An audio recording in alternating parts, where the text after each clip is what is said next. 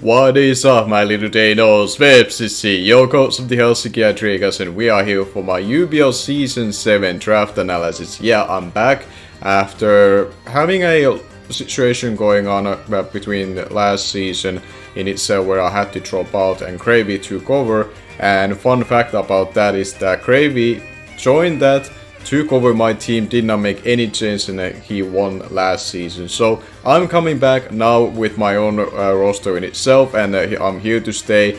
And as you can see, we're gonna be doing it in a little different style that you already see my entire draft, and I'm here only talk about like what was the thought progress of making a team as a whole as it is, because you notice that okay, this is a little different kind of draft that I normally would do, and you don't see some typical mons that I would draft in Generation 8 like Slow Bro, Resist Steel, Type No things. Those things are gone from my roster for this season. We are going a little bit more offensive and I talk about that. Also, you're gonna be noticing that I'm gonna be editing in some funny pictures or drawings of each of these mons that I have been drafted, because I figured that would be a fun little content aside for me talking about my picks that you get a laugh or two to see, cause some of them, I'm gonna be honest, I'm pretty satisfied how they turn out, but other ones, well, you could have wished for more out of me and what I was able to do with them, but that's, you're gonna see what I mean by that sooner than later. So, going to this draft in itself, I had the 13 pick in this draft out of 16 coaches, so I was very late on the draft order and I had no idea what could fall into me. I had the hope before the draft order was released that I was hoping to get something like Dragabolt first overall. I was hoping to get a Celesteela. Honestly, I wanted to use it myself in a Wi-Fi scene, but those things went gone way before me, and Guardstorm would have been something fun to try in draft league scene, but I didn't really get the opportunity to really pick and choose of those things. So I tried to take the best mon available, and that's the one you can see right now, Tapu Koko, which, yeah, I could have done a lot better job with you, Tapu Koko, how you turned out with my paint drawing, but you're there right now. I guess it got run over a bus or something, to be honest, how it turned out, but regardless, Tapu Koko is my first round pick, as you can see, and that's the mon that I decided to build around with. And instead of taking a balanced route that I've been doing in the past, I think the NPL tryouts, I had a Tapu Koko team back then in a Generation 7, which was a balanced team around Tapu Koko, Kyurem, Mega Pidgey and Heracross, and have a very balanced roster defensive backbone behind it. I took a little different route this time around, and I was inspired by a Showdown League that I've been taking part of throughout several years now, where I drafted together Tapu Koko and Victini.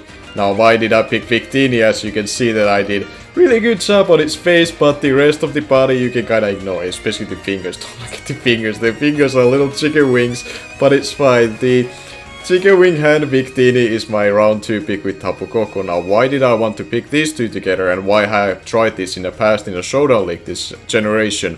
Well, with the electric terrain, that gives Victini basically a 169 base power move coming out of Bolt Strike if the electric terrain does give it that boost in itself while it's up in the field. So it is very, very nice to have that potential third stab in Victini besides the Psychic and the Fire Stab that I have. And I just love the idea of being able to run Victini the first time in a Wi-Fi scene, because I can fire off those powerful ass looking V-Crates or Blue Flares or whatever moves those going to be. All the Bolt Strike looks amazing too, so just the animation wise I'm actually most excited about Victini, because what it's gonna be providing us as a viewing wise.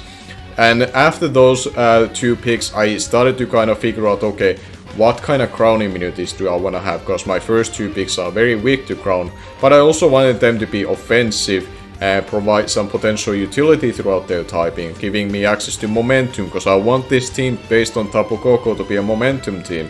That's kind of where the things like Hydreigon and a ground type that I've been itching to try in draft league scene, which is a Landorus Incarnate, Sandforce, not Shield Force, obviously considering its price and how long it took to be picked in round 5.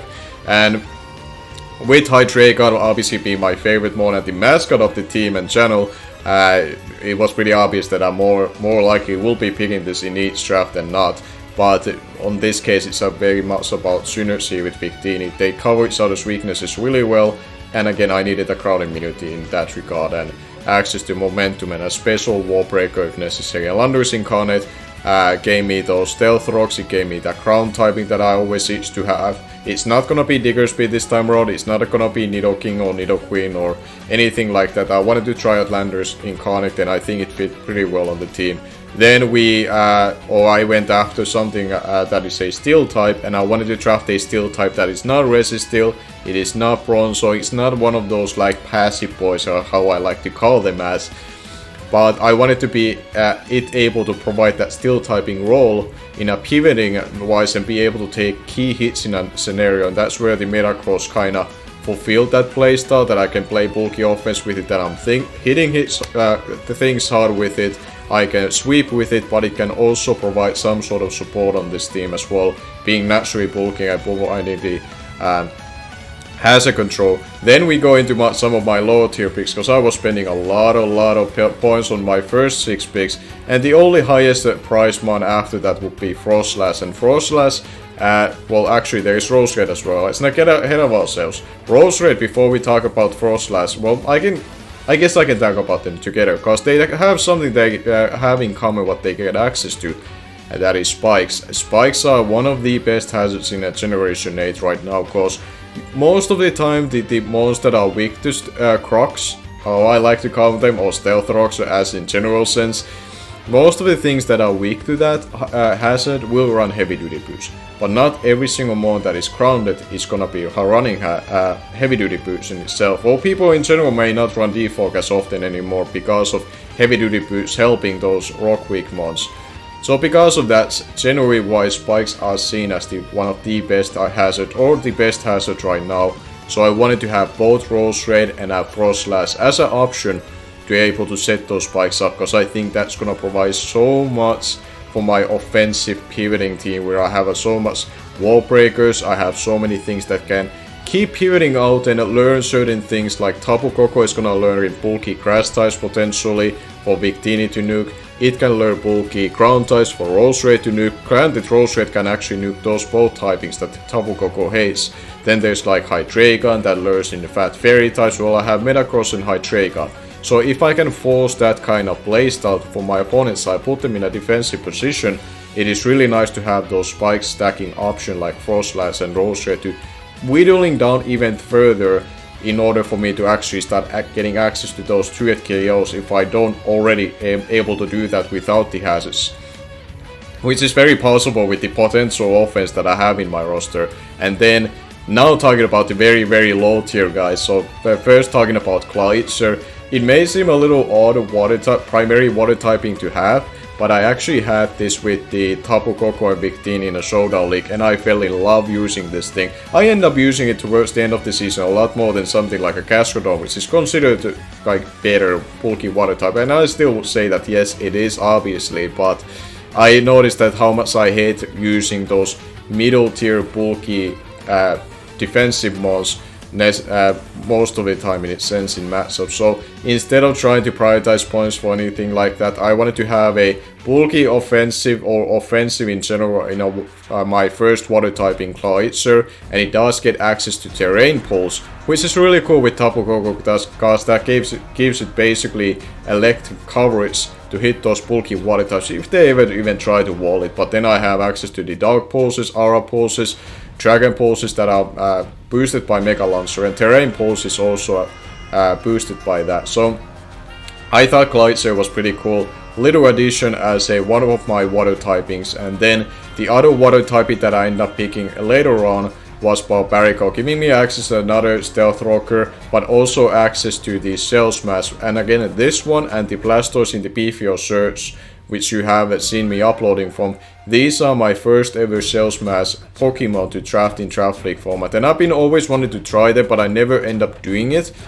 So now I kind of decided that in basically in a month period of time, I end up drafting 2 of the ones that I've been wanting to try the most. The next on my list would be Cloyster, hopefully some near future that I end up trying out. But Barbarico in itself, like I said, provides me that second water typing, and a little bit more there for fire resistance as well, being also part rock type, so I have quad resistance to fire through that thing, and I don't have to rely on Victini or Hydreigon or the Clawitzer, for example, to take those type of hits. And then we have Throw and Credent, which Credent you have seen from wrong side of the spectrum that how much of a work it's been able to do towards me.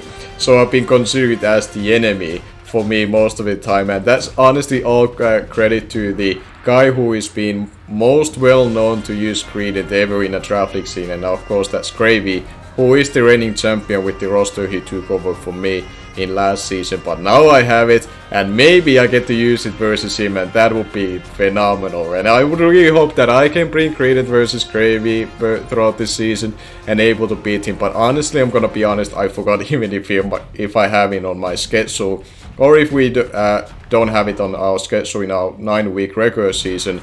Maybe I get to play him playoffs and that happens. But regardless of that, besides like one person having this and doing work versus me, I thought January-wise Credent has been underutilized by other coaches outside of Gravy. And I think it has some potential to be that niche, bulky, normal type. And I thought having an extra ghost resistance for my team with Victini and Metacross being weak to it was pretty nice. And add that to my option besides Hydreigon being the main resistance to ghost, being my dark typing. And then we added Throw as my fighting type, which I thought would be nice to add another rock resistance, because right now the only rock resistance on my team is Metacross, and I would have rather had another one considering the fact that I'm using Victini probably most of the weeks, if not every single week. And sometimes we might end up in rock types that we need a pivot on, and that Throw I have seen actually been used a little bit recently in a showdown leagues or Wi-Fi leagues by other coaches, and I noticed that it actually can do some stuff, and it has very nice HP stat. Throw and Credent actually shared together that they, I believe, had 120 HP stat.